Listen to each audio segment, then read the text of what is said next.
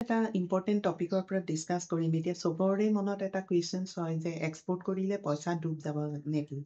কাৰণ এইটো চবৰে ভয় থাকে যে বাহিৰৰ দেশৰ লগত আমি এক্সপৰ্ট কৰিলে আমি পে'মেণ্টটো পামনে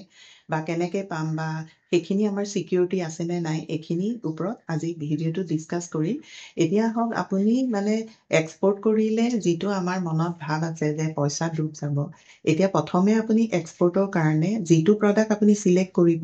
সেই প্ৰডাক্টটো মানে ইণ্টাৰনেশ্যনেল মাৰ্কেটত ডিমাণ্ডেড হয়নে নহয় এইটো ফাৰ্ষ্ট কথা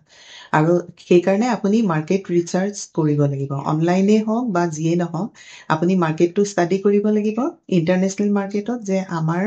সেইটো প্ৰডাক্ট মানে যিটো প্ৰডাক্টৰ ওপৰত আপুনি কাম কৰিব খুজিছে সেইটো ডিমাণ্ড আছে নে নাই এইটো ফাৰ্ষ্ট ষ্টেপ আৰু যেতিয়া আপুনি মাৰ্কেটটো মানে ষ্টাডি কৰিলে আপুনি তেতিয়া কাণ্ট্ৰিবিলাক গম পালে যে কোনবিলাক কাণ্ট্ৰিয়ে এই প্ৰডাক্টটো লৈ আছে তেতিয়া আপুনি সেই কাণ্ট্ৰিবিলাকত টাৰ্গেট কৰিব লাগিব তেতিয়া মানে আপোনাৰ কি হ'ব সেই কাণ্ট্ৰিবিলাকত আপুনি যিবিলাক বায়াৰৰ লিষ্ট পাব সেইটো আপুনি লিডলৈ সোনকালে কনভাৰ্ট কৰিব পাৰিব আহিলে লজিষ্টিকটো এটা চেলেঞ্জিং হয় ইয়াৰ পৰা পঠাবৰ কাৰণে মানে কেনেকৈ পঠাম বা কি কৰিম আপুনি যদি ফুল কণ্টেইনাৰ পায় তেতিয়াহ'লে ইজিলি আমাৰ ICT আমিনগাঁৱৰ পৰা আপুনি পঠাব পাৰিব আৰু ইনকেছ আপুনি সদায় যে ফুল কণ্টেইনাৰ পাব সেইটো কোনো কথা নাই আপুনি কম কোৱান্টিটিও এক্সপৰ্ট কৰিব লাগিব আপুনি চাব লাগিব বাই এয়াৰ আপোনাৰ কিমান কষ্টিং হয় বা পোষ্টেলৰ মই আগৰ ভিডিঅ' বনাইছোঁ পোষ্টেলত গৈ খবৰ কৰিব লাগিব যে কিমান কষ্টিং হয় বা ইনকেছ যদি আপোনাৰ এইখিনিত আপোনাৰ একো প্ৰফিট নাথাকে বা আপোনাৰ প্ৰফিট কম হয় বা এনেকৈ পঠালে তেতিয়া আপুনি বাই চিয়ে পঠাব লাগিব কেলকাতাত আপোনাৰ HBL হাউচ BL যিখিনি আপুনি কম কোৱান্টিটিত বেলেগ বেলেগ এক্সপৰ্টাৰৰ লগত একেলগে পঠাব পাৰে সেইখিনি কৰি আপুনি লজিষ্টিকৰ কষ্টটো যিমান কমিব সিমান আপোনাৰ প্ৰফিট আৰ্ণ হ'ব আৰু কিমান আপুনি কম্পিটিটিভ প্ৰাইজ এটা আপুনি মাৰ্কেটত দিব পাৰিব মানে পে'মেণ্টটো আপুনি ছিকিউৰলি পাবনে নাই সেইটোৰ ওপৰত বহুতে কুৱেশ্যন কৰে এতিয়া এক্সপৰ্টত এডভান্স পে'মেণ্টটো হয় কিন্তু ইনিচিয়েলি আপুনি এডভান্স পে'মেণ্ট পাবলৈ অলপ দিগদাৰ হয় কাৰণ আপুনি সেইমতে ডিজিটেলি আপোনাৰ প্ৰফাইল ষ্ট্ৰং কৰিব লাগিব আৰু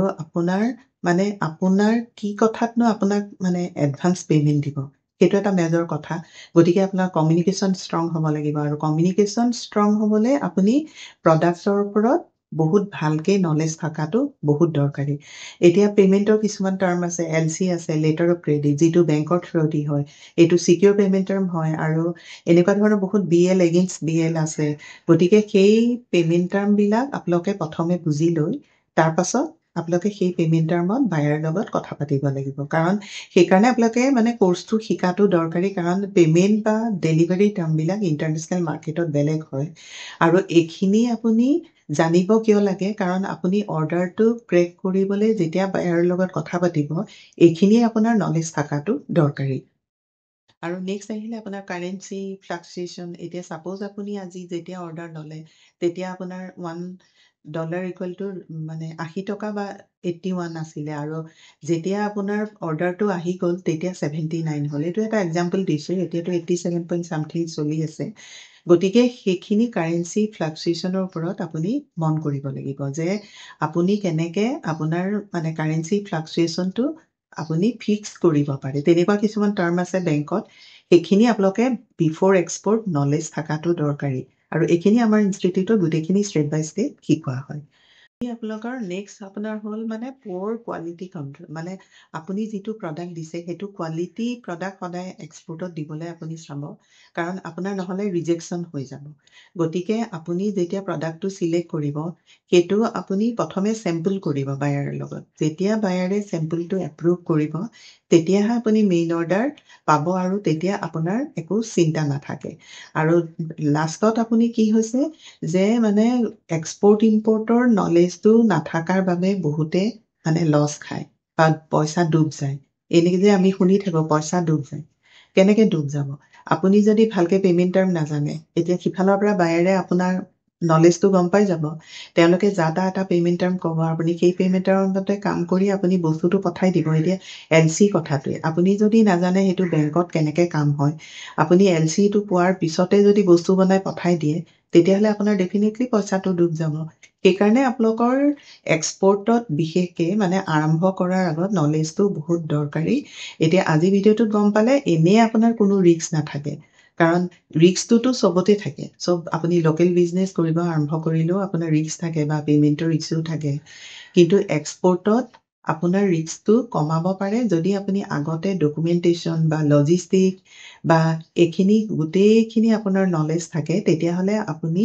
সেইখিনি আনুষংগিক যিমান খৰচ হ'ব সেইখিনিৰ পৰাও আপুনি ৰেহাই পাব। আৰু এক্সপৰ্টত চাওক গভৰ্ণমেণ্ট বেনিফিট আছে ডিফাৰেণ্ট টাইপছ অফ, এতিয়া কাষ্টমে দিয়ে বা ৰোড টেপ বা IES আছে যিটো লোন, সেইটো এক্সপৰ্টাৰক প্ৰমোশ্যন কৰিব লাগে, কৰিবৰ কাৰণে এইটো মানে লোন দিয়ে। আৰু এটা আপোনাৰ আছে ইঞ্চুৰেঞ্চ আছে যিটো এক্সপৰ্ট ক্ৰেডিট গেৰেণ্টি কৰ্পৰেশ্যন, যিটো গভৰ্ণমেণ্ট অৰ্গেনাইজেশ্যন হয় মানে টু প্ৰমোট এক্সপৰ্টাৰ। গতিকে সেইটো আপোনাৰ ভয় নাই। এতিয়া আপুনি যদি ছাপ'জ 50% এডভান্স পালে আৰু 50% আপুনি কিবা DP কৰিলে বা BL কৰিলে বা LC কৰিলে, তেতিয়া আপুনি সেই 50%ৰ ওপৰত কেনেকৈ আপুনি ECGC ইঞ্চুৰেঞ্চ লৈ ছিকিউৰলি আপুনি বস্তুটো পঠাব পাৰিব। কাৰণ এক্সপৰ্ট মানে এনেকুৱা নহয় যে আপুনি বস্তুটো পঠালে পইচা ডুব গ'ল, তাৰপাছত আপুনি আৰু এক্সপৰ্টেই নকৰিলে, সেইটো নহয়। এতিয়া আপুনি এই গোটেইখিনি আপোনাৰ যেতিয়া ডেপথত নলেজ থাকিব, তেতিয়াহ'লে আপোনাৰ কোনো কথাত ভয় নাথাকে বা আপুনি সেইখিনি আনুষংগিক নিজেই জাজমেণ্ট কৰি ল'ব পাৰিব যে এইজন বায়াৰ লগত মই কথা পাতিছোঁ, তেওঁ জেনুইন হয়নে নহয়, বা তেওঁ পে'মেণ্ট টাৰ্মৰ কথা ক'ব, ইনপুট টাৰ্মৰ কথা ক'ব। তেওঁ যদি জেনুইন হয় সেইখিনি একচেপ্ট কৰিব। কাৰণ এইটো এনেকুৱা নহয় যে পে'মেণ্টটোতো আমি বনোৱা নহয় যে এইটো আমি মন গ'ল কৈ দিলোঁ আৰু বায়াৰে আমাক দি দিব। এইটো গোটেই ইণ্টাৰনেশ্যনেল এটা ষ্টেণ্ডাৰ্ড কোৰ্চ হয়। গতিকে এইটো আমি যিটো জানিম প্ৰত্যেক দেশে একেই জানিম। গতিকে সেইটোত কোনো সন্দেহ নাই। আপুনি যিটো কোৰ্চত শিকিব সেইটোৱে তেওঁলোকে জানে। আৰু অদ্ভুত কিবা এটা পে'মেণ্ট টাৰ্ম কৰিলে আপুনি সেইটো গম পাই যাব যে এইজন জেনুইন নহয়, তেওঁ আমাৰ লগত ফ্ৰড কৰিব খুজিছে। তেতিয়া আপুনি সেইজনৰ পৰা বাচিব পাৰিব। সেইকাৰণে আপোনাৰ এক্সপৰ্ট কৰাৰ আগত নলেজটো দৰকাৰী, আৰু নলেজটো থাকিলে আপোনাৰ পইচা ডুব যোৱাৰ ভয় নাথাকে। এতিয়া আজি ভিডিঅ'টোত আপোনালোকৰ কনচেপ্টটো ক্লিয়াৰ হ'ল যে মানুহে এনেই কৈ থাকে যে পইচা ডুব যায় আৰু সেইকাৰণে কৰিবই নাহে। পইচা ডুব যাব বা এইটো এক্সপৰ্ট পাৰিম নে, বিভিন্ন দেশত কেনেকৈ পঠাম। প্ৰথমে কোৰ্চটো শিকি লওক, তেতিয়া আপোনালোকে দেখিব যে কম কোৱান্টিটিও কেনেকৈ ইজিলি আপুনি এক্সপৰ্টৰ কাম আৰম্ভ কৰিব পাৰে। এতিয়া আজি ভিডিঅ'টোত আপোনালোকে গম পালে যে পইচা ডুব যোৱাৰ যিটো মানে ভয় থাকে সেইটো কেনেকৈ আঁতৰাব বা কি কি ধৰণৰ দিশত আপোনালোকে কাম কৰিলে সেইখিনিৰ পৰা আপোনালোকে মানে বাচিব পাৰিব। থেংক ইউ ফৰ ৱাচিং দিছ ভিডিঅ'।